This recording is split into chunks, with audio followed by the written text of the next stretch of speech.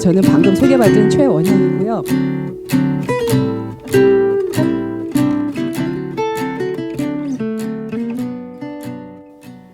제목이 풍요의 함정이에요. 여기 이게 뭔지 혹시 아실까요? 틀리셔도 괜찮아요. 네? 네, 쥐덫입니다. 네, 바로 아시네요. 요즘 사람들은 쥐덫을 몰라요, 그죠? 쥐가 거의 없으니까. 요게 치즈거든요. 제가 왜 쥐덫을 이렇게 이미지로 썼을까요? 함정. 네. 강연 다 들으셨어요. 풍요라는 것은, 풍요는 굉장히 지금 우리가 사는 게 사실은 굉장히 풍요롭죠. 근데 그래서 풍요로움을 몰라요, 그죠? 얼마나 풍요로운지. 근데 뭐 아프리카 같은 경우에 이제 가끔 이렇게 TV에 나오는 거 보면 그 물동이 있고 물 구하러 가는 장면들, 그 다음에 그 국제 구호단체 중에 굉장히 이렇게 뼈밖에 안 남은 아이들만 사진, 저는 개인적으로 그런 광고 싫어하지만 그런 사진들을 보면 너무 불쌍해라는 생각이 들고 상대적으로 굉장히 우리가 잘 살고 있구나, 잘 먹고 잘 사는구나를 느끼잖아요, 그죠? 사실 우리나라는 굉장히 잘 사는 나라예요. 알고 계시죠? 얼마나 잘 살까요? 세계 전체에서 한 몇 %쯤 될까요?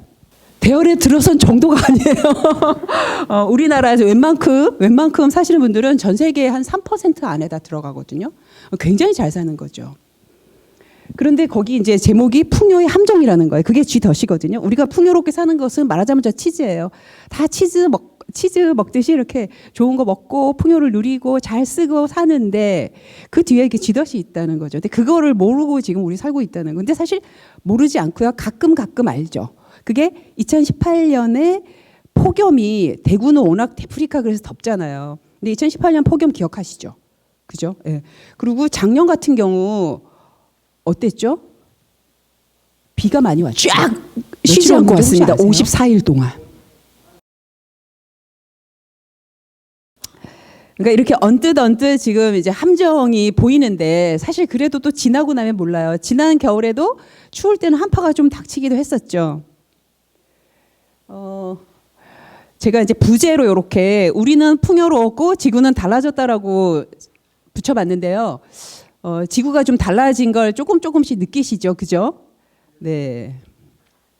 이거는 김혜동 교수님이 기후변화 강의를 다 하셔가지고 지나갈까 싶은데 듣고 싶으세요? 이게 저기 외국 잡지의 표지만 저도 이 내용은 안 읽었어요. 내용 묻지 마세요. 이코노미스트라고 경제지예요. 1843년에 창간이 된 굉장히 오래된 잡지죠.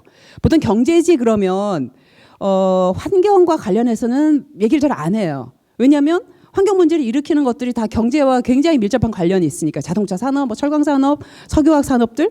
근데 경제지에서도 이게 2019년 표지거든요. 2019년 9월 그때 기후 이제 그 전 세계에 기후 정상 회의가 열렸었는데 그 무렵에 나온 잡지 이 커버 스토리가 더 클라이밋 이슈였어요. 기후 문제에 대해서 이렇게 표지로 뽑으면서 이 표지의 디자인이 색깔이 있어요. 파란색에서부터 빨간색까지. 이 색깔이 의미하는 게 뭘까요? 아실걸요? 경제가 다양하다. 굉장히 창의를, 너무 마음에 들어. 반갑습니다. 이런 대답 너무 좋아요. 네. 뭘까요? 그쵸. 온도를 나타내는 거죠. 지구 평균보다 온도가 높을 때는 빨간색, 낮을 때는 파란색이었는데 이게 가로축이 연도거든요. 1850년부터 50년 단위로 이렇게 표시를 해놨는데 2000년 이후로는 새빨갛습니다. 기온이 많이 뜨거워지고 있다는 거죠. 다 느끼시듯이. 그다음에 이건 타임지인데요. 2020년 7월 21일자 타임지인데 여기는 one last chance 그래가지고 마지막 기회라고 얘기를 하는 거예요. 이제 우리가 지구가 더 뜨거워지지 않도록 뭔가 우리가 할 수 있는 마지막 기회라고 이렇게 나와 있어요. 근데 이 표지를 보면 여기 이 디자인이 의미하는 게 있거든요. 이것도 똑같이 가로축을 연도로 시간의 축으로 이제 이렇게 이해를 하고 보시면 돼요. 이 회색이 이렇게 쭉 올라간 이 그래프는 뭘 의미하냐면 이산화탄소 배출량을 보면 계속 올라가죠. 잠깐만요. 네. 쭉 이렇게 올라가죠. 쭉 올라가는데 쭉 가끔 떨어지기도 해. 이렇게 가끔 이산화탄소 배출량이 줄어들었을 때는 뭐 세계 경제 위기가 왔던 2007년, 8년 뭐 이럴 때는 좀 떨어졌고요. 쭉 올라가다가 요쯤에서 한번 팍 떨어졌어요. 이때가 언제쯤일까요? 이게 2020년 7월 21일자 타임지거든요. 이건 언제일까요? 그렇죠. 그렇죠. 코로나 있고 나서 코로나19 팬데믹으로 전 세계가 록다운 되면서 이제 오도 가도 하지 못했을. 그래서 이산화탄소 배출은 줄어들었어요. 이산화탄소 배출은 줄어들었는데 그러면 이산화탄소 배출이 줄어들었으니까 그럼 지구 기온도 좀 떨어졌을까요? 그렇지 않아요. 아마 김혜동 교수님께 이제 기후에 대해서 강의를 쭉 들으셨기 때문에 아실 테지만 이게 지구의 평균 기온의 그래프거든요. 계속 올라가고 있습니다. 한번 배출된 이산화탄소는 대기 중에 길게는 1000년까지 간다고 하죠. 그래서 산업혁명 때 배출한 이산화탄소를 그게 아직도 지금 이 대기 중에 있다는 거예요. 그래서 이 얘기는 뭐냐면 이 그래프가 의미하는 게 뭐냐면 우리가 지금부터 정말 탄소 배출을 줄이지 않으면 줄인다고 하더라도 어쩌면 늦을 수도 있다. 그러니까 지금 정말 많이 줄여야 된다라는 메시지예요. 그다음에 이건 재생에너지를 이제 사용하는 그걸 보여주는 그래프인데 재생에너지니까 뭔가 굉장히 자연 친화적이고 친환경적이고 그래서 이렇게 숲으로 표시를 한 거예요. 그다음에 이건 육상 빙하. 그러니까 바다에 떠 있는 북극의 빙하가 아니라 남극이나 그린란드처럼 육지에 있는 빙하가 기온이 따뜻해지니까 녹죠. 녹는 만큼 얘가 양이 지금 줄어들고 있잖아요. 줄어드는 만큼 해수면이 상승하는 거예요. 요거를 보여주는 겁니다. 요 디자인을 했던 친구가 아직 20대예요. 질 펠토라고 아버지가 빙하학자고 이 친구도 이제 아티스트면서 사이언티스트인데 과학자인데 그 친구가 이렇게 그래픽 한 장으로 굉장히 재밌게 표현을 해서 보여드리는 겁니다. 질문을 하나 드릴 건데요. 하루 중에 언제가 가장 행복하세요? 지금 대답을 잘하셨으니까 하루 중 언제 가장 행복하세요? 퇴근할 때, 그죠? 퇴근할 때 또 다른 대답 있으세요 혹시? 맛있는 거 먹을 때, 네, 그쵸. 지금 이렇게 이제 제가 한 세네 분 정도, 세 분 정도 대답을 들었는데, 뭐 지금 이 순간도 있으시고요. 그 다음에 퇴근할 때, 맛있는 거 먹을 때. 사람마다 행복은 다 달라요. 그죠. 그리고 똑같이 퇴근할 때도 사실 이유는 다르죠. 그러니까 퇴근했을 때 집에 가서 정말 내가 너무나 사랑하는 아내를 만날 수 있어서 좋을 수도 있지만, 저 직장을 벗어나서 행복할 수도 있죠. 그죠? 전자시죠? 그런데 우리는 행복이라는 것을 굉장히 외부로부터 세뇌받고 있다고 생각을 해요. 저는. 네, 여러분도 한번 들어보세요. 이게 어디냐면 사실 제가 개인적으로 롯데아울렛을 미워하는 건 아닙니다. 롯데는 부산 지역구죠. 제가 엊그저께 부산에 가서 이 강의를 하고 서울에 올라오면서 어머 롯데 얘기를 막 했네 그랬는데 서울역에 가면 아울렛이 있어요. 롯데아울렛. 아마 다 아실 거예요. 제가 항상 지방을 올 때는 11시 이전에 오거든요. 일찍 내려와야 되니까. 이런 게 있어요. 이게 2019년에 찍은 사진인데 오전 11시 행복이 시작됩니다예요. 왜 11시에 행복이 시작될까요? 그렇죠. 오픈하면 왜 행복할까요? 사실 그게 우리가 생각한 건 아니에요. 기업이 이렇게 정해주는 거, 던져주는 거죠. 그죠? 쇼핑하니까, 소비를 할 수 있으니까. 와, 뭐가 보이세요? 아니, 분석을 하지 마시고 그냥 딱 보세요. 직관적으로 뭐가 보이시죠? 네, 음료수병 뭐 보이시죠? 저는 제일 먼저 눈에 띄었던 게 여기 바나나가 눈에 띄었거든요. 사실 이건 그냥 물건을 모아놓고 찍은 사진은 아니고 2019년에 국립 과천 현대미술관에서 전시했던 전시 하나의 출품 작품이에요. 이때 전시 제목이 뭐였냐면 문명 우리가 사는 방법이에요. 뭘 의미하는 걸까요? 굉장히 많은 물건을 쓰고 있는 거죠. 그죠? 물건을 좀 보여주는 거예요. 네? 풍요연죠. 다 이해하셔도 그냥 댁으로 돌아가셔도 될 것 같아요. 이 바나나 하나가 내 앞에 오기까지 몇 가지의 도움이 필요할까요? 그 몇 가지라고 하는 것에는 사람도 포함이 되고요. 사물도 다 포함됩니다. 생물이든 무생물이든 몇 가지 정도의 도움이 있어야지 저 바나나가 내 앞에 올까요? 바나나는 우리나라에서 나지 않죠. 몇 가지의 도움이 있어요. 조력이 필요할까요? 재배된다 하더라도 그럼 재배지에서 나에게 오기까지 몇 가지의 도움이 필요할까요? 100가지? 100가지보다 많다고 생각하시는 분 손 한번 들어봐 주세요. 100가지보다 많다? 그럼 100가지보다 적다? 다른 분들은 다 100가지보다 적다? 적다? 바나나를 키워야 되죠. 흙이 필요합니다. 그죠? 흙에 도움이 있어야 돼. 근데 흙이라는 게 그냥 흙만이 아니라 그 흙이 건강해야 되기 때문에 그 안에 무수히 많은 미생물들이 필요하죠. 햇빛, 바람, 물도 있어야 되고요. 그 다음에 이 바나나 농장에서 일을 하는 노동자도 필요하고요. 그럼 그 사람이 어딘가에 가서 먹고 자고 입고 나와야 되죠. 그럼 집도 필요하고요. 옷도 필요하고요. 이걸 운반하려면 자동차 필요하고 배 필요하고 배를 만들어야 되니까 철강석 이렇게 따져 들어가면 정말 바나나 하나에 연결돼 있는 보이지 않는 끈이 무한대라는 겁니다. 이해가 어떻게 동의가 되세요? 그죠? 네. 사실 제가 이제 질문 던졌을 때 100가지 하신 분은 굉장히 많이 대답하신 거예요. 보통 한 5가지, 6가지 이렇게 얘기를 하세요. 그냥 왜냐하면 우리는 이거 기르는 과정을 생각을 안 해요. 그냥 마트 가서 사오는 거? 이 정도만 생각을 한다는 거예요. 그런데 바나나 하나만 하더라도 그러면 여기 있는 물건 하나하나가 정말 내 앞에 오기까지 다 무수하게 많은 인연들의 끈이 있는 거예요. 근데 우리가 이런 물건을 쓸 때 그 끈을 생각을 안 하죠. 안 하고 쓰는 거. 왜 안 할까요? 예전에 옛날에 그냥 농사 짓고 살 때, 그냥 그 마을 단위로 이렇게 살 때는 누가 농사를 짓는지 어떻게 농사를 짓는지 알았을 거예요. 그죠? 그다음에 5일장, 7일장 이러면 장터에 나가도 그 물건을 만든 사람이 누군지 얼굴이 있었어요. 그죠? 물건 하나 굉장히 소중했죠. 지금은 사람은 없고 물건만 있으면 우리는 물건만 대하고 있어요. 그러니까 물건을 어떻게 귀하게 생각을 하겠어요? 너무나 풍요롭고 넘치고. 숫자가 보이죠.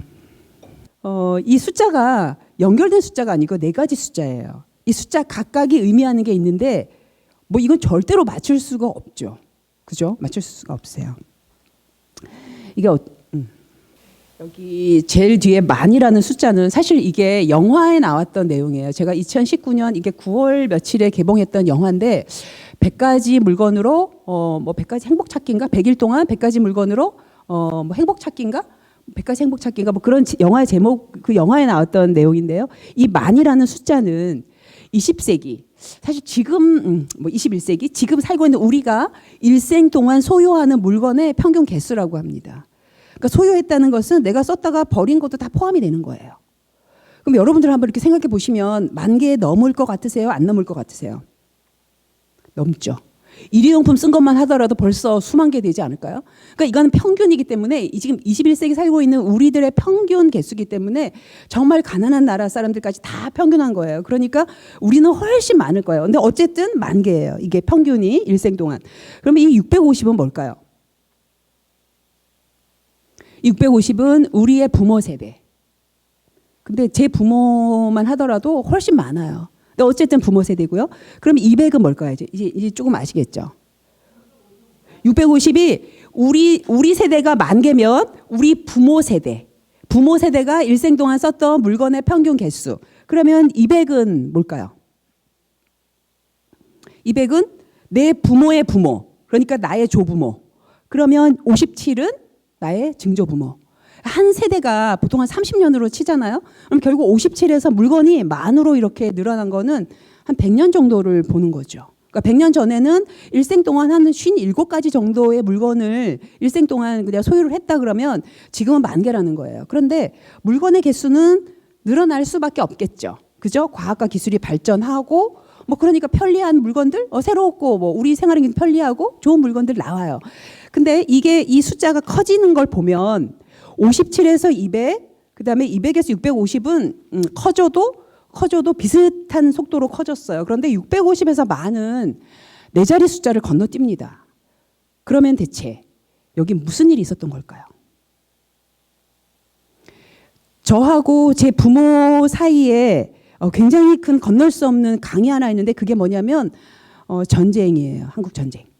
그다음에 우리 부모는 1930년대생이시기 때문에 일제 강점기를 거치셨어요. 여기가 어떤 일이 있었냐면은 1945년 2차 대전이 끝난 그게 기점이 됩니다. 지금 우리 세대와 우리 부모 세대 사이에는.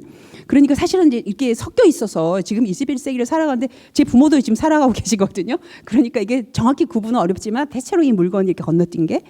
그러니까 1945년에 2차 세계대전이 이제 끝나는 해예요. 그죠? 인류는 20세기의 초중반에 두 번의 큰 비극을 겪죠. 1, 2차 세계대전. 근데 두 번의 대전을 통해서 굉장히 이익을 본 나라가 있어요. 어디죠? 그렇죠. 왜 미국이 이익을 받냐면 전장터는 유럽이었거든요. 유럽의 전쟁이 두 번 더 일어났죠. 미국은 떨어져 있었어요. 미국은 정말 복받은 나라인 것 같아요. 그러니까 미국이 20년대 말부터 30년대 초반까지 대공황을 겪으면서도 대공황을 겪었을 당시 굉장히 힘들었지만 또 2차 대전으로 인해서 이들은 군수물자 생산하고 그다음에 그 많은 실업자들이 전장터로 가면서 많은 부분 국내 문제가 해소가 되는 그런 정말 절호의 기회를 맞아요. 그런데 45년에 전쟁이 다 끝난 거예요. 그러면 이제 이 사람들은 어떤 생각을 할까요? 공장이 그 군수물자 생산하느라 막 돌아가던 공장이 멈춰요. 불안해지겠죠. 그럼 뭔가 돌파구를 찾아야겠죠. 그래서 1948년 미국의 트루먼 대통령이 대통령에 당선되고 취임 연설을 하면서 발전이라는 말을 쓰거든요. 디벨롭먼트란 말을. 그게 뭐냐면 세계를 잘 사는 나라와 아직 발전이 개발이 안 된 미개한 나라. 언디벨롭먼트라는 그런 뭐라 그럴까요? 용어를 만들어요. 그래서 뭐 중국 같은 경우 그다음에 그 4대 문명이 발생했던 그런 나라들도 다 굉장히 미개한 나라들인 거예요. 그래서 저런 나라들을 다 발전을 시켜야겠다. 그래서 멈춰져 있던 그 군수물자 생산하던 공장이 다시 돌아가기 시작해요. 뭘 하면서 돌아가냐면 소비재를 생산하는 쪽으로. 전쟁이 일어나면 전쟁 때 군인들 아무리 전쟁하더라도 밥을 먹어야 되잖아요. 근데 전쟁하다 말고 자 잠깐 스톱 그리고 가마솥에 뭐 장작대면서 밥을 먹을 수는 없잖아요.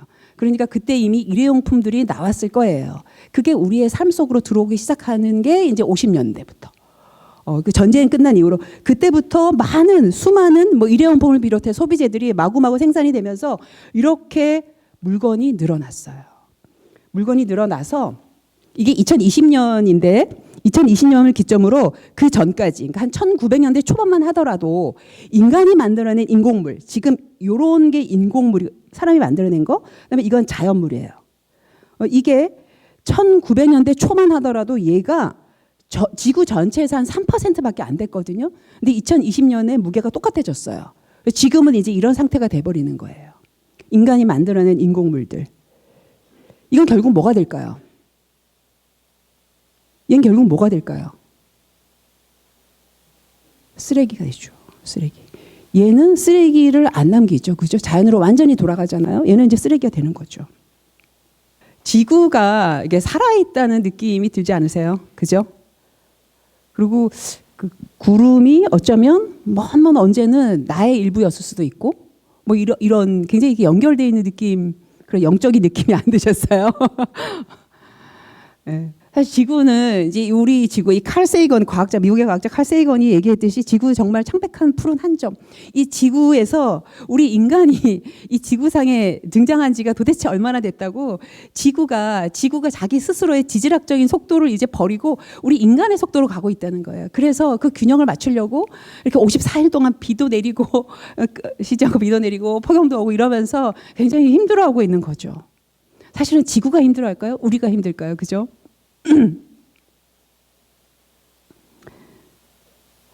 오늘 이제 이야기 순서가 이건데요. 30분이 지나고 이제 오늘의 이야기 순서를 이런 식으로 할 건데 좀 빨리 이제 넘어가도록 할게요. 첫 번째 연어 이야기예요. 연어 좋아하세요?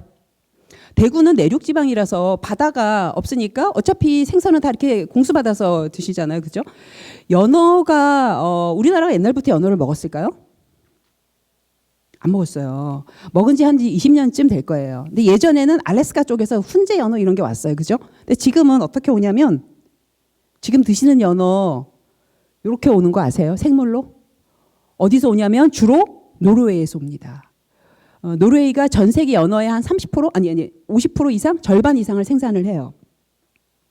얘가 생물로 와요. 생물. 얼리지 않은 거. 어떻게 올까요? 노르웨이는 우리나라에서 굉장히 멀죠. 한 10시간, 12시간 정도 걸리는데 거기서 우리나라까지 어떻게 생물 상태로 올까요? 제가 10시간, 12시간 얘기한 건 이거 비행기인데 벌써 얘기를 해버렸네요. 비행기 타고 와요. 연어가. 연어 비행기 타고 옵니다. 그러니까 나는 비행기를 안 타도 내가 연어를 먹는 순간 우리 비행기 탄 셈이라고 해야 될까요? 이 연어가 어떻게 길러질까요? 연어가 노르웨이에서는 자연산으로 잡을까요? 혹시 아세요? 그죠? 그러니까 제가 오늘 이제 강연을 하는 주제는 그거예요. 제가 먹고 입고 사용하는 먹입사라고 흔히 제가 얘기를 하는데 이 먹고 입고 사용하는 것들의 시작점을 좀 알아보자는 거거든요. 왜냐하면 제가 앞에서 잠깐 보여드렸지만 그 많은 물건들이 얼굴이 없어요. 그냥 마트에 있어요. 우리는 살 뿐이에요. 이제는 마트도 안 가죠. 그냥 집에서 클릭 한번 하면 오잖아요. 그래서 도대체 이 물건이 어디서 어떤 과정을 거쳐서 만들어졌는지 그 시작점을 모른다는 거예요. 그런데 그 시작점에서 굉장히 우리가 지금 지구가 자기 지질학적인 속도를 잃어버리고 인간의 속도를 타기 시작한 그 원인이 있다는 거죠. 그 다음에 그 물건이 그 먹고 입고 사용하는 먹입사의 끝점을 알아보자는 거예요. 이렇게 우리가 먹고 입고 사용하는 거 그러고 하고 나서 이게 어떻게 되는지 그걸 보자는 게 제 오늘 강연의 핵심이거든요. 가두리 양식으로 키웁니다. 가둬놓고 키워서 가두리라고 하죠. 이런 케이지에다가 보통 이제 뭐 한 100만 마리 정도 연어를 이렇게 케이지. 이런 케이지들이 수만 개가 노르웨이 그 서해안에 서부 해안에 쫙 있어요. 노르웨이는 위도가 높고 그다음에 피오르라 그래서 꼬불꼬불한 연안이고 그래서 가두리 양식을 하기 굉장히 최적의 조건이에요. 물도 차고요.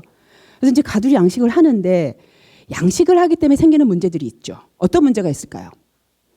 가둬놓고 기르니까 연어에게 먹이를 줘야 돼요. 얘가 바다를 자유롭게 다니면 그죠? 물고기 잡아먹을 수 있죠. 근데 가둬놓고 기르기 때문에 사료를 줘야 되는 거예요. 그럼 그 사료는 어디서 올까요?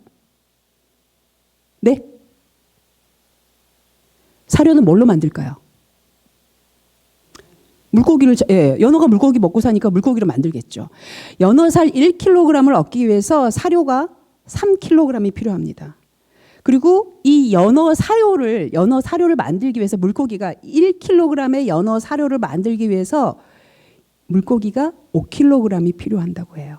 그러면 여기 숫자 있거든요. 1, 3, 5, 15. 우리가 연어살 1kg 먹기 위해서 물고기 15kg이 필요하다는 얘기예요.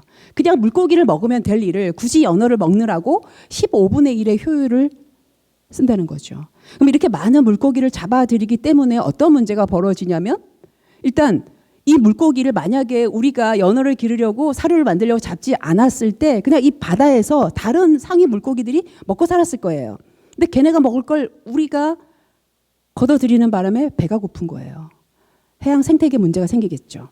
그다음에 어업을 하던 작은 그런 소규모 어촌들에서 어업하던 그런 사람들은 해양 생태계가 문제가 생기면 그들이 더 이상 어업을 계속 지속할 수가 없는 거예요.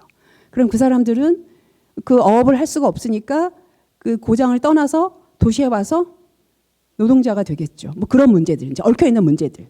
그다음에 사료를 주면 이 사료를 주는 대로 다 받아 먹는다면 또 문제가 달라요. 근데 먹지 않고 바닥으로 가라앉는 것들도 많겠죠. 그러면서 연안이 오염이 됩니다. 물론 노르웨이 같은 경우는 굉장히 잘 사는 나라예요. 산유국이고요. 그러니까 환경단체들도 굉장히 열심히 활동을 하고 그래서 감시를 하겠죠. 최근에 그런 비용이 많이 발생해요. 그러니까 최근에 이제 칠레 쪽으로 옮겨간다고 얘기를 해요. 그러니까 이렇게 뭔가 비용이 많이 들면 비용을 절약할 수 있는 쪽으로 옮겨가죠. 이런 문제들이 발생을 합니다. 그리고 이렇게 연어를 기르느라고 뭐 여기는 굉장히 과학적이고 최신식 시설을 갖춤으로 해서 그다음에 저렇게 해가지고 전 세계로 수출을 함으로 해서 온실가스도 많이 배출을 당연히 할 테고요. 그래서 이거 이제 비단 한 가지 먹는 것 중에 한 가지만 제가 이제 예를 들었는데요. 잘 사는 나라들은 굉장히 어떤 풍요로움을 얻죠. 맛있고 세련되고 모던한 아주 포스트 모던한 그런 식사 한 끼를 하는데 그에 대한 비용은 이제 이런 비용들을 치른다는 거예요. 이게 왜 그러냐면 사실 지금 오늘날 벌어지고 있는 무역 때문이거든요.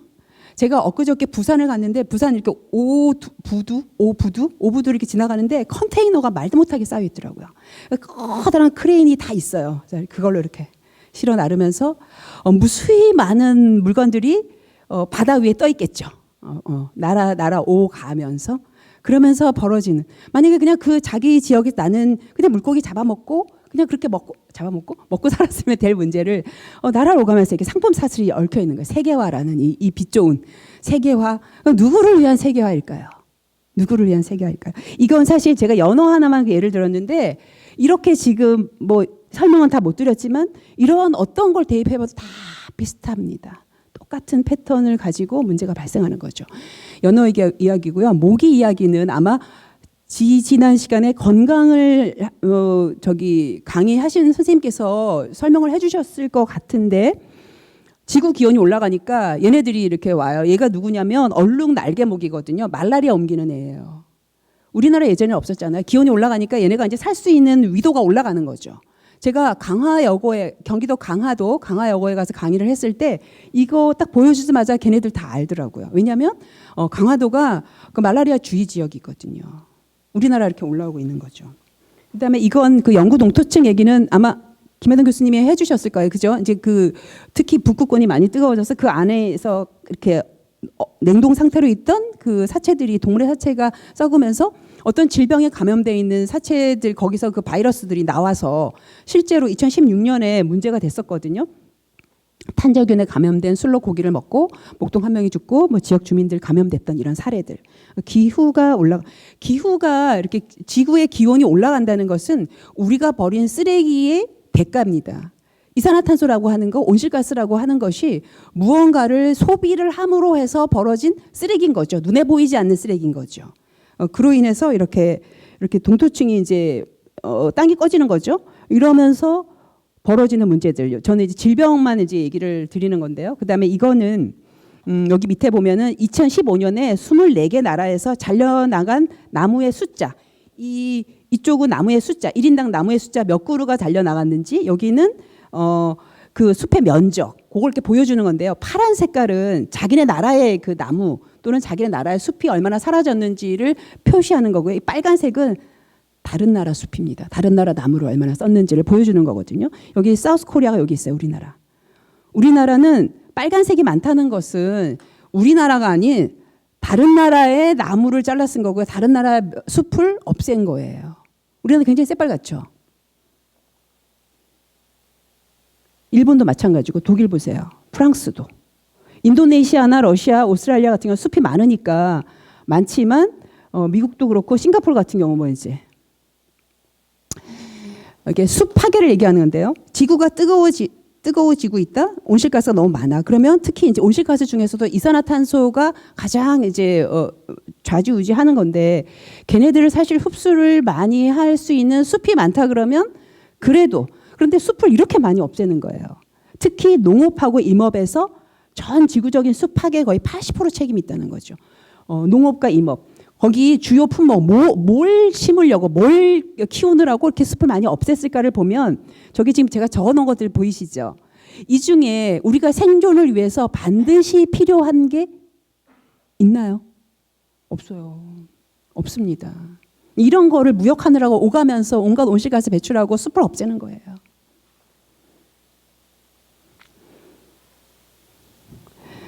특히 미국, 영국, 독일, 프랑스, 이탈리아, 일본, 이 나라들이 자기네 나라 숲 파괴한 발자국이라고 했지만 사실 그중에 90% 이상은 수입한다는 거예요.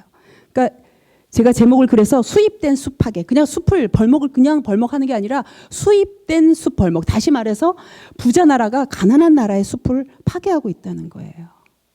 그래서 뭐 잘 사는 유럽들, 뭐 우리는 뭐 재생에너지 많이 하고 굉장히 온실가스 줄이려고 노력을 해라고 하지만, 자기네가 쓰는 많은 것들은 다른 나라에서 다 저렇게 숲을 없애면서 가져온다는 거죠. 되게 부정의하죠, 그죠? 있잖아. 2019년 12월에 우한에서 시작된 그 코로나 바이러스 처음 나왔을 때 뭐 박쥐 탓이니 천상갑 탓이니 했지만 결국은 서식지를 계속 파괴해 들어가는 거예요. 이케아가 그 목재를 얻으려고 벌목을 하면서 그 벌목을 쫙 들어가면서 많은 목재를 실어 날라야 되니까 도로도 놓고요. 그럼 그 사이로 그 도로로 목재만 실어 나를까요? 그죠? 야생동물들도 잡으러 들어가겠죠. 아무튼 이러면서 이제 계속 그냥 잠잠하게 뒀으면, 그냥 숲은 숲대로 뒀으면 별 문제 없었을 거기를 계속 우리가 풀썩이고 베어내고 하면서 바이러스를 계속 옮겨오는 거죠. 세 번째는 한계의 드러남입니다. 지금 여러분하고 제가 오늘 처음 이렇게 만났어요. 그런데 여러분과 제가 한 번도 토론을 한 적은 없지만 우리가 다 같이 동의하는 게 있어요. 우리의 삶이 어떤 가정을 한 채로 소비를 하고 산다는 거죠. 지금까지 쭉. 어떤 가정일까요? 우리의 소비가.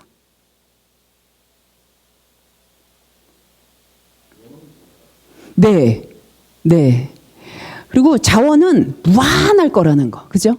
그 다음에 이렇게 무한히 쓰고 막 버려도 지구가 어딘가에 다 있을 거야. 다 받아줄 거야. 라는 거. 그죠? 제가 이런 거 이 얘기를 할 때 비유를 드는 게 세면대 한번 이제 떠올려 보세요. 세면대나 뭐 싱크대도 좋습니다. 반드시 필요한 두 가지가 있어야 돼요. 수도꼭지와 배수구. 그죠? 틀었을 때 물이 안 나오면 큰일 나죠. 난리 나죠?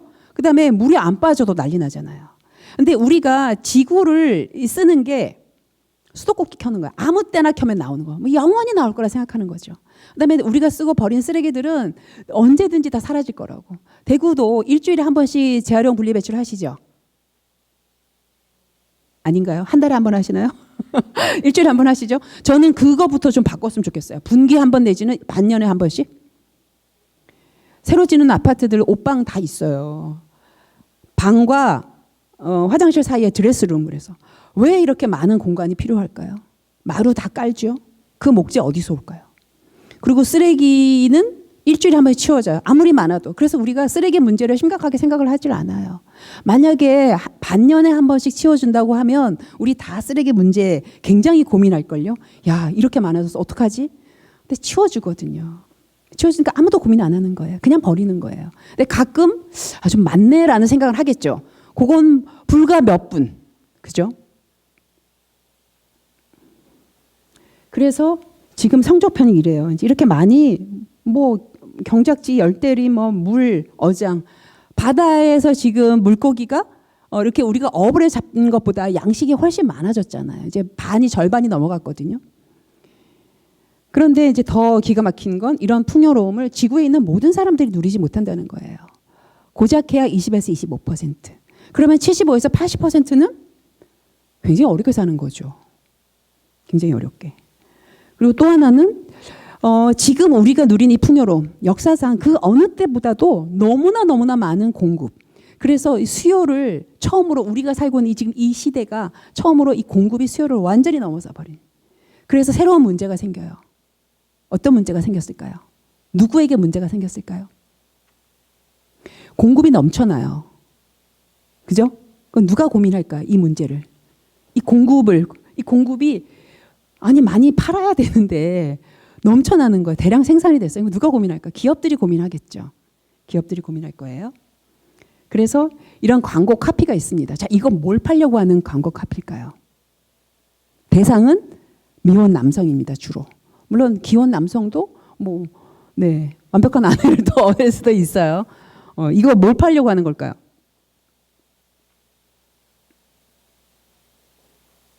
이겁니다. 제가 이제 질문을 드리면 시간이 좀 여유가 있을 때 이렇게 질문을 드리면 자동차 막 이래요. 이거 한 10,000원 안팎에 이거 면도용 크림이에요.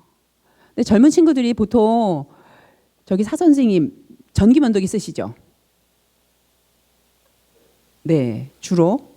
그런데 마트를 갔는데 얘가 있어요. 그럼 사람들은 어떤 기대를 할까요? 미혼 남성이 이걸 봤으면 완벽한 아내 기대해요.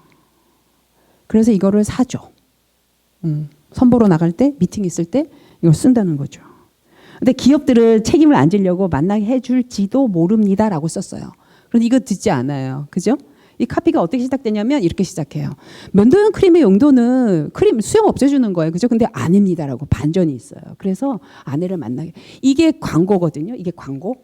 오늘날 우리는 눈을 뜨면서부터 잠들 때까지 광고에서 벗어나기가 어려워요. 그렇죠?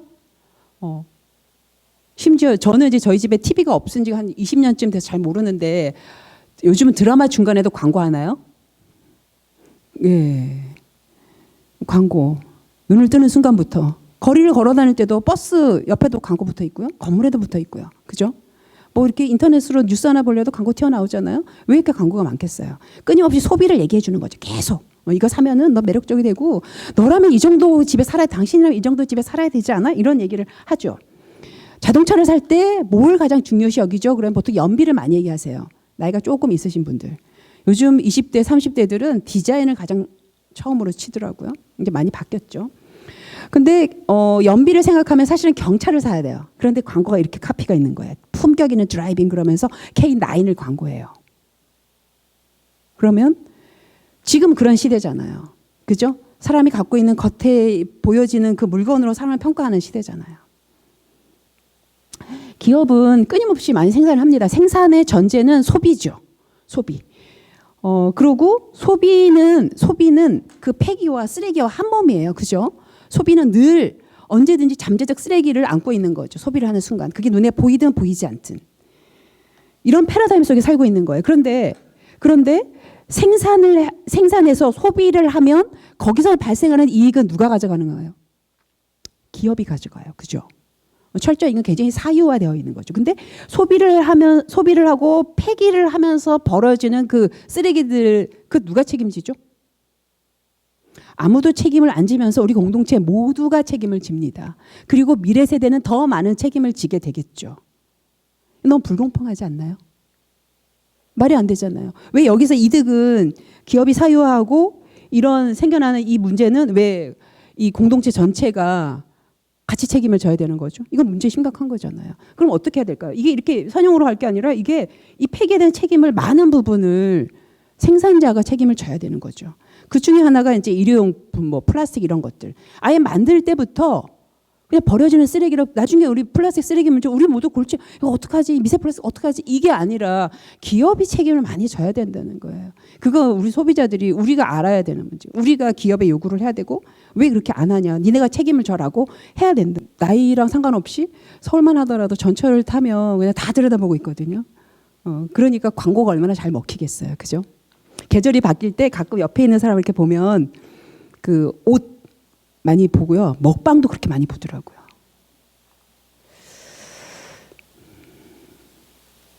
이거 기후에 대한 얘기는 좀 지나갈게요. 아마 기후변은 다들 많이 들으셔가지고 54일 동안 비가 내렸고 이 비는 이제 장마가 아니고 기후 위기다라고 했는데 기후 위기의 가장 핵심은 뭘까요?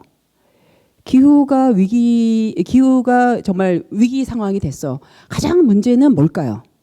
작년에 노벨 평화상을 유엔 세계 식량 계획이 받았거든요. 이게 뭐냐? 이 사람들이 전쟁이나 기아로 허덕이는 곳에 가서 많이 그들을 먹을 걸 챙겨주는 그 공로로 상을 줬어요.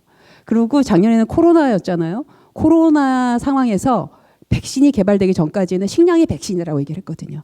기후 문제는 결국 먹고 사는 문제, 식량 문제예요. 우리가 뭐 폭염, 전기료 많이 나오더라도 그때 에어컨 켜면 돼요. 근데 문제는 누구라도 먹지 않고는 못 살잖아요. 근데 54일 동안 비가 내리고 나서 추석이 왔었거든요. 작년에.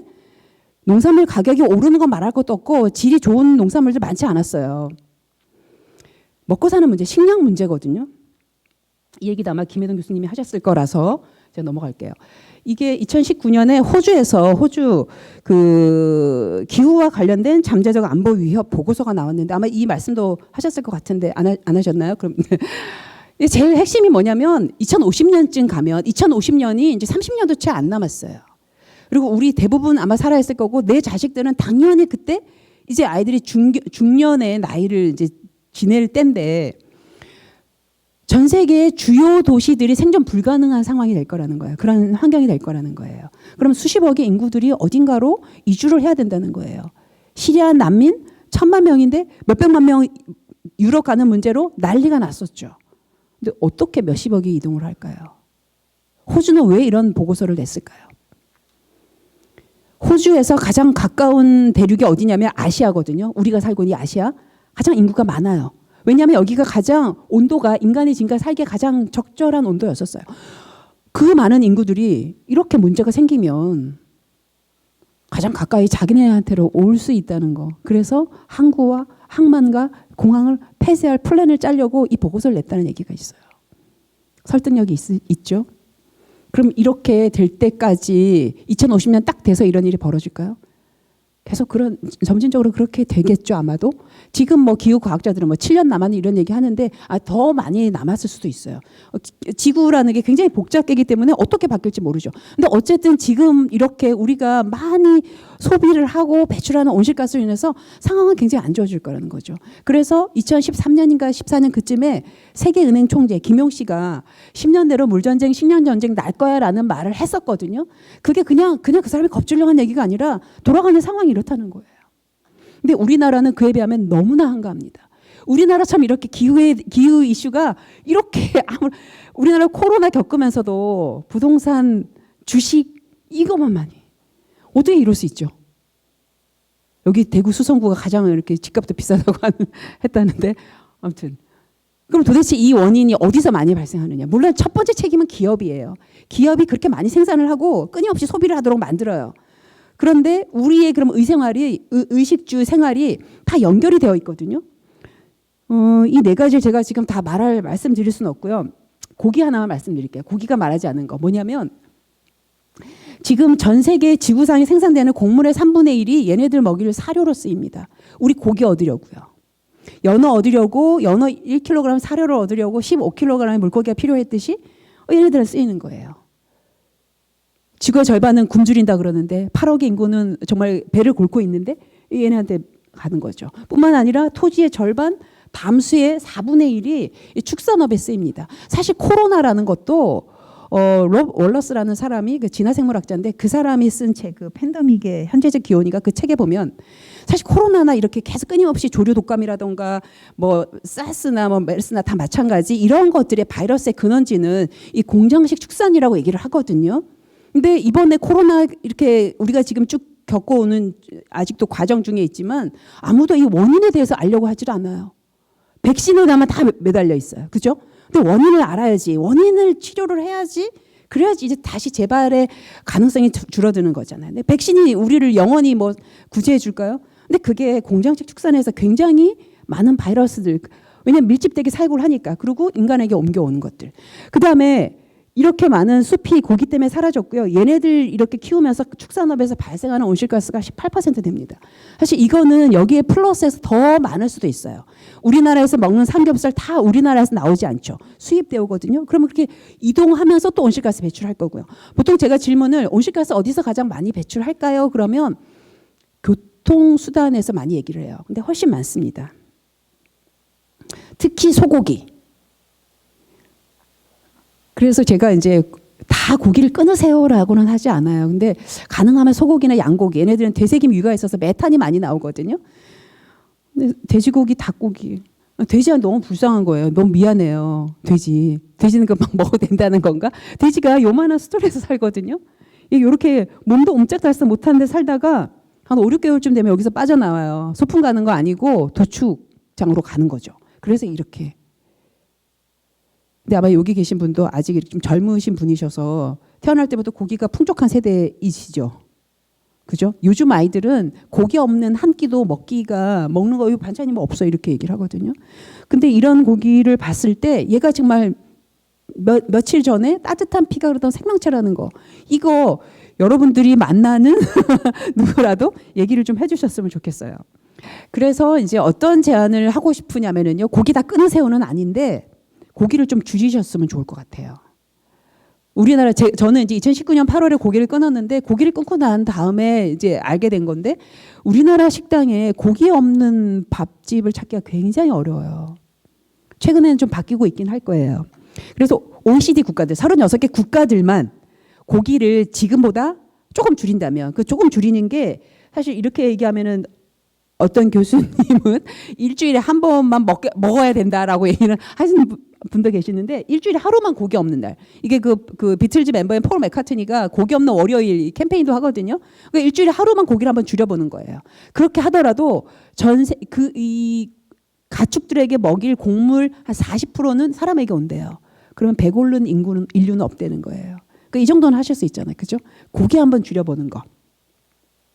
그러면 뭐 채식은 그러면 떳떳한가? 채식은 안 떳떳해요. 왜냐하면 지금 우리나라 같은 경우는 전 세계에서 비닐하우스가 세 번째로 많은 나라입니다. 전 세계 비닐하우스의 10%가 우리나라에 있어요. 우리 딸기 이미 제철 지났죠, 이제? 그죠?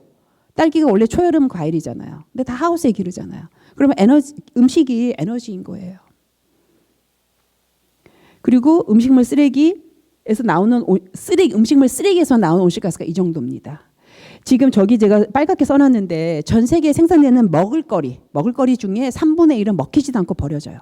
뭐 음식물 쓰레기로도 버려지고 유통되는 과정에서 버려지고 아무튼 이렇게. 그러면 계속 끊임없이 어디다가 더 비닐하우스를 지을 것인가가 아니라 버려지는 음식부터 한번 줄여봐야 되는 거죠. 이거 너무 중요한 거예요. 그래서 식당에 가서도 내가 먹지 않은 음식은 미리 반찬 같은 거 빼고 아예 먹기 전에 이거 저 안 먹으니까 이거 가져가세요 라고 해서 쓰레기가 되지 않도록 하는 거, 그런 것부터 한번 해볼 필요가 있다는 거고요. 내가 지금까지 스마트폰을 몇 번 바꿨는지 아시는 분, 지금 바로 대답하실 수 있는 분 별로 없으시죠? 이거 쉽지 않아요. 전 세계의 스마트폰 교체 주기가 2.7년이에요. 여기에 적어도 20가지 이상의 광물이 들어가거든요. 이 광물 하나하나 다 굉장한 에너지와 화학약품, 물 들어가면서 캡니다. 근데 얘를 고작 2.7년 쓰는 거예요. 세계 평균이. 너무 아깝지 않나요? 그리고 버려요. 이 안에는 카드뮴, 납, 순, 굉장히 유해한 물질들이 있기 때문에 아무데나 못 버립니다. 그럼 어디다 갖다 버릴까요? 가난한 나라들로 갑니다. 이런 문제들. 근데 제가 이 사진을 왜 넣냐면 여기 요즘은 저도 마찬가지인데 여기가 다 유리로 돼 있어요, 많이. 그죠? 이거 거의 필수품이잖아요. 그럼 떨어뜨려도 잘 안 깨지는 걸로 해서 오래 쓰게 해야 되는데 다 유리예요. 왜냐하면 이미 이거는 사치품이 돼버렸어요. 가격도 비싸고요. 그리고 깨지면 바꾸려면 비용 많이 들거든요. 그럼 사람들이 어떻게 생각하냐면 바꾸느니 새로 사지. 그래서 다 기다리시잖아요, 약정 기간. 그죠? 여기 계신 분들은 아닌가요? 저기 뒤에 끄덕끄덕 하시는 분이 계셨어요. 아무튼 뭐 좀 넘어가고요. 그래서 그리고 이거를 시간이 이 스마트폰은 제가 이제 대표적인 예를 들었는데 뭐 노트북이라던가 이런 것들 고장 나서 고치러 가면 이거는 고쳐 되지만 다른 게 또 고장 날지도 몰라요라는 얘기를 해요. 그죠? 그래서 고치는 거를 굉장히 꺼리게 만들고 새 제품을 사게 해요. 옛날에는 집집 동네마다 뭐가 있었냐면은 이거 고치는 네? 전파상. 맞아요. 오, 젊으신 것 같은데요. 전파상을 아시네. 전파상들이 있었어요. 거기는 삼성 것만 고쳐주고 LG 것만 고치지 않았어요. 그죠? 그랬는데 지금은 LG는 LG 것만 고쳐줍니다. 그리고 그 LG 서비스센터, 그 삼성 서비스센터는 반드시 매장하고 같이 있죠. 고치러 가는데 뭐 이런 얘기를 들어요. 배보다 배꼽이 커질 수 있겠네? 그래가지고 아까 올라가면서 봤던 예쁜 거 있었는데 사줘. 왜냐하면 뭐 끊임없이 나올 거라고. 그러니까 우리가 했던 가정이 그거죠. 무한히 생산할 거고 버려도 지구 어딘가에다 가 있을 거고 계속 우리는 쓸 수 있을 거라는, 무한할 거라는 그 전제를, 그 가정을 하고 있기 때문에. 그런데 지금 그 유럽연합이나 미국 같은 경우는 이제 수리할 권리를 이 시민들이 요구를 했어요. 이거 계속 수리해 써야 된다. 그래서 단종시키지 말고 부품을 한 30년은 생산하도록. 그죠? 공감하세요? 냉장고 한번 보세요. 냉장고 바꿀 때, 물론 냉장고는 좀 오래 써요. 얘보다 훨씬 오래, 한 10년을 평균 쓸 거예요. 냉장고 바꿀 때 그 큰 냉장고 어디 가서 어떻게 될까요? 그 고민하세요? 안 하시잖아요. 왜? 가전제품이 가져가 주거든요. 왜 가전제품 회사에서 왜 가져가 줄까요? 그렇죠. 그래서 계속 소비를 하니까. 만약에 이거 당신이 치우시오 하면 그 골치 아파서라도 우리 냉장고 못 바꾸거든요. 그러면 왜 이토록 많은 소비를 할까? 왜 이토록 많은 소비를 할까? 왜 이렇게 많은 소비를 할까요?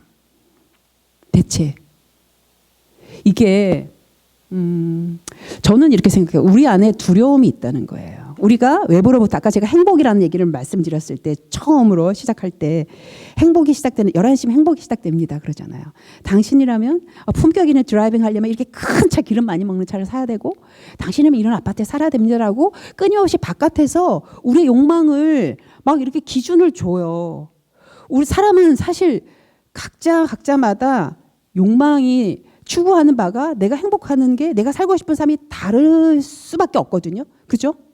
그런데 우리는 바깥에부터 똑같은 기준을 적용을 받아. 그러니까 그 기준을 맞추려고 허덕허덕. 왜냐하면 못 맞추면 소외될까 봐, 무시당할까 봐. 그런 두려움이 다 있다는 거예요. 그죠? 외양매 취중하다가 어느 순간 하직을 하는 거죠. 근데 이제 그래서 시작점과 끝점을 알아야 된다는 거예요. 그 채굴을 하면서 그 광석을 그 20여 가지 광물을 채굴을 하면서 에너지도 많이 쓰고 물도 많이 쓰지만 그 일대는 다 망가지는 거예요. 생태계가 다 망가지는 거죠. 그렇게 끊임없이 지구를 갉아먹는다는 거예요. 그리고 또 하나는 우리가 굉장히 품격을 잃어버렸어요. 그죠? 어느 순간부터 우리가 정말 내 스스로가 나를 돌아봤을 때 나만의 시간을 갖는 것도 어렵고, 왜냐면 아까도 제가 스티브 커츠의 영상을 잠깐 보여드렸지만 거의 뭐 이렇게 있다 그냥 자잖아요. 우리가 그냥 거의 그런데 정말 어떤 그 격이라는 거, 그거 우리 사회는 부끄러움이라는 거, 창피함을 모르는 사회예요. 연일 뉴스를 보면 맨날 그 뻔뻔한 것들밖에 안 보이잖아요. 가난한 사람들 생겼고는 제가 앞에 연어를 얘기하면 잠깐 말씀을 드렸는데, 굉장히 가난한 사람들은, 이 사람들은 정말 그 생태계가 건강해야지만 농사를 짓고 어업을 하고 숲에서 뭔가 이용해서 살았던 사람들이에요. 생태계는 굉장히 중요한데 이거를 이 잘 사는 나라에 우리 같은 사람들, 다 정확히는 기업이죠. 끊임없이 자원을 갈망한 이 사람들 때문에 이 사람들 생계권을 박탈당하고 있거든요. 제가 오늘 뭐 파묘 얘기는 아예 꺼내지도 못했는데, 이런 사람들.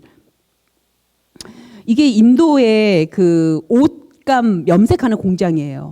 지금 우리가 아까 제가 라벨 그냥 싹 지나가 버렸는데, 의류 라벨 보면 대부분 메이드 인 차이나, 인디아 뭐 그죠? 제3세계들이란 말이에요. 왜 그쪽에 갔을까요? 인건비도 싸고 환경 관련해서 규제가 굉장히 허술하거든요. 그러면은 비용이 많이 들지 않잖아요. 근데 의류 기업들이 왜 싼 옷을 생산하느냐? 우리 지금 옷 굉장히 싸졌어요. 그죠? 옷값 싼 거 다 공감하시죠? 옷이 일회용품이 돼버린 거예요. 1년에 50번의 유행이 돌아요. 그런데 그 옷감 왜 싸게 하느냐? 의류 회사들이 우리에게 서비스하려고? 그게 아니죠. 싸야지 사람들이 계속 사 입잖아요. 다 대량 생산, 대량 소비를 전제로 한 거죠. 이렇게 오염된 물 정수 처리해서 버릴까요? 제 생각에는 아닌 것 같아요. 이렇게 뭐 스마트폰을 비롯해서 이런 폐기물들, 이건 중국의 꾸이인데요. 가난한 나라들로 갑니다. 유해한 물질들.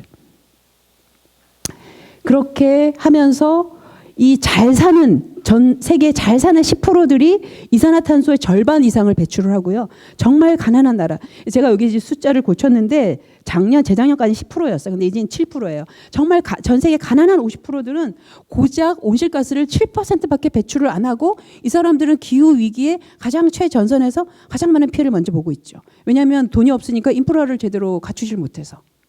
이건 많은 부분은 정말 잘 사는 사람들의 책임인 거거든요.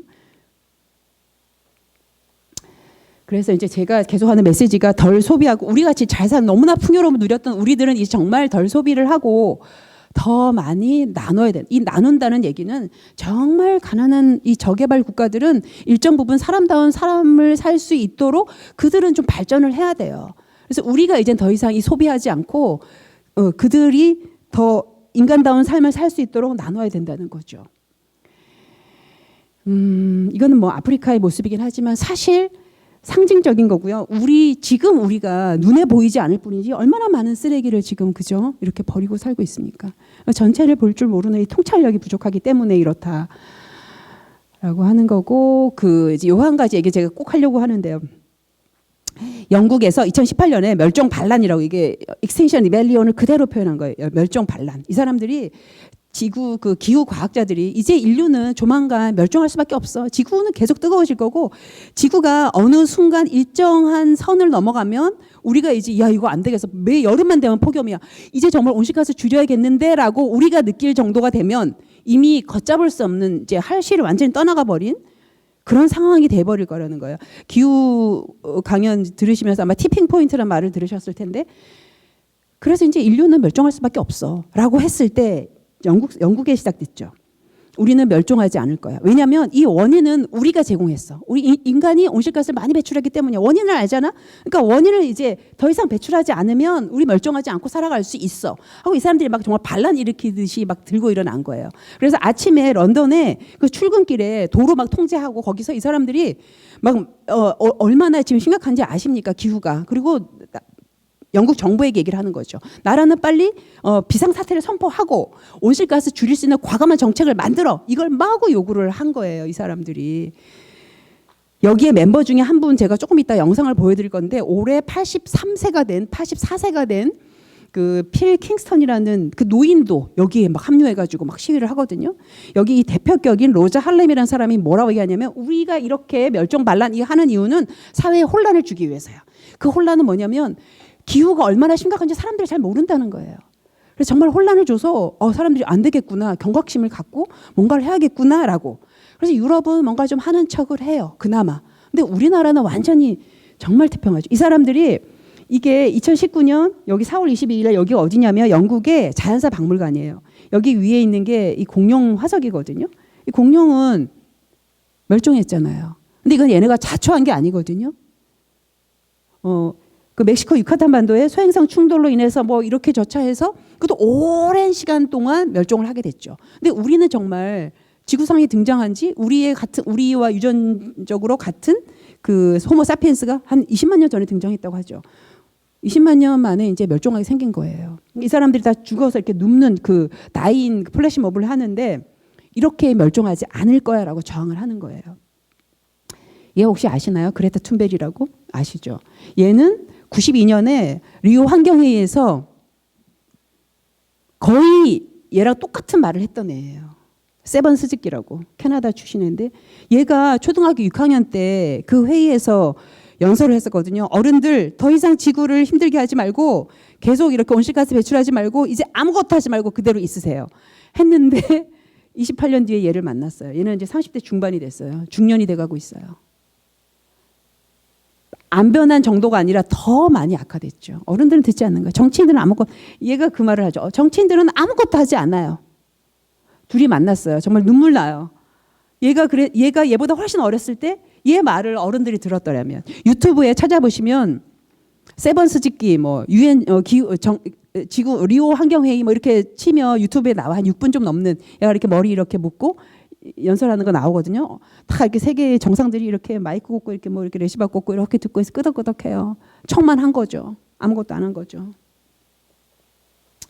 이렇게 이르게 된 배경 우리가 무한 성장이라고 하는 거예요. 지금 우리 다 이제 성장 그만해야 돼요. 지금 탈성장이라는 말이 나오거든요. 그러면 사람들이 대번에 그러죠. 경제가 돌아가나. 성장 언제까지 할 수 있을까요? 한번 물음표를 한번 찍어보자는 거예요. 경제가 안 좋을수록 더 성장 얘기를 합니다. 정말 이제는 그야말로 그 링거를 꽂고 계속 끊임없이 성장을 얘기해요. 언제까지 갈 수 있을까요? 자연을 지금까지 이 자연이 사실 우리에게 목재를 대주고 그다음에 농사를 짓고 뭐 이런 인간이 이렇게 활동하는데 자연은 아무도 돈을 받지 않았거든요. 우리는 너무나 싸구려로 그냥 저렴하게 자연을 다 착취를 쓰고 있는 거죠. 에너지도 마찬가지고요. 이제는 사람의 노동까지 뭐 예나 지금이나 이렇게 살고 있다는 거죠. 저는 이제 우리 집이라고 하는 게 지구거든요.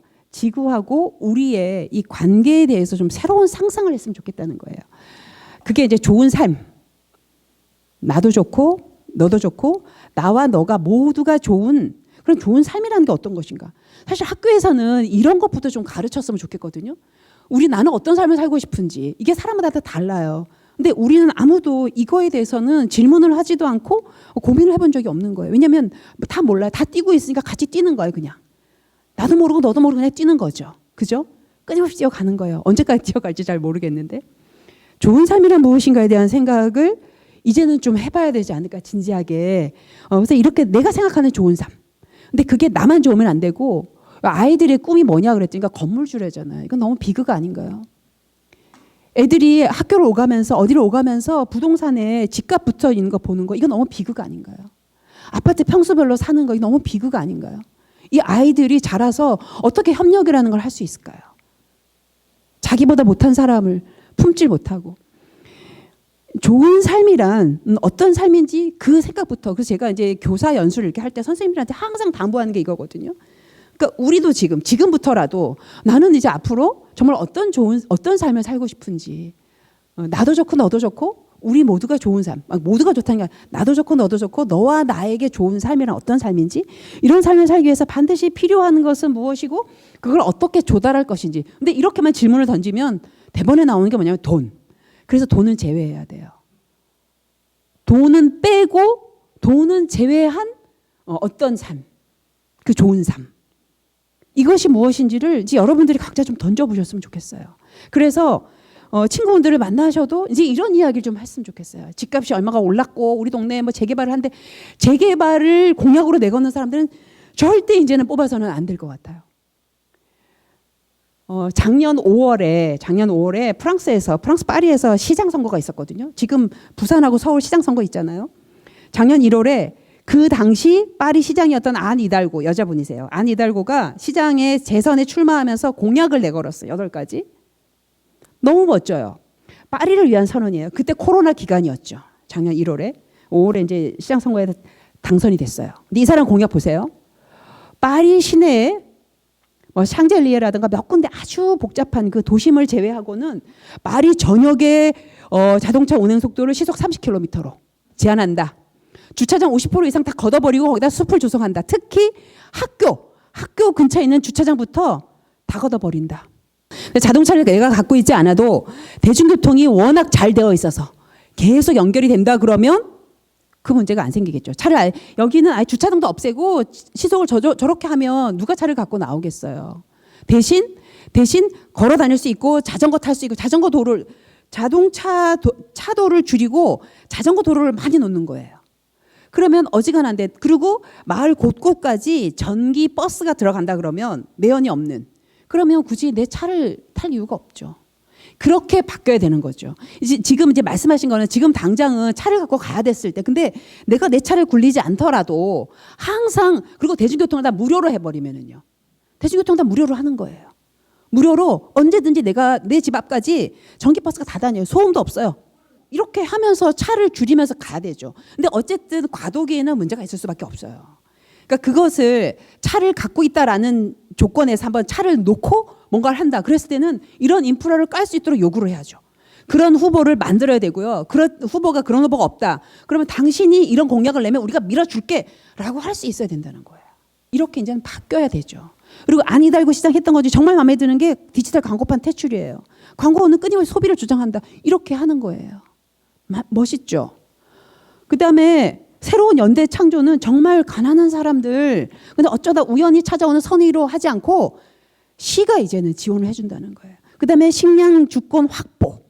프랑스는 식량 자급률이 130%예요. 굉장한 나라예요. 그런데 파리는 도시고, 근데 파리 주변에 일드 프랑스라고 하는 데는 농토가 많대요. 거기서 이번에 코로나를 겪어보니까 갑자기 수입을 할 수 없게 되면 큰일 나겠구나. 식량의 문제를 앓은 거예요. 이렇게 공약을 내걸고 이 사람이 재선에 성공했어요. 지금 우리는 코로나 때문에 힘든 것 같지만 사실은 뒤에 더 큰 놈이 기다리고 있어요. 기후변화라는. 아직 나타나지, 링에 오르지도 않았어요. 어쩌다 나오는 것들은 어디 갔지?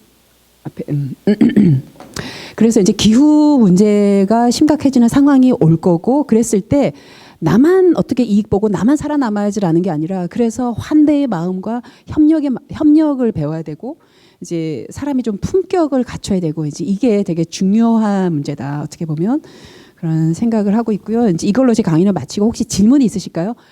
그 작가님께서 오늘 또 귀한 환경에 관한 얘기해 주셔서 감사드리고요. 네.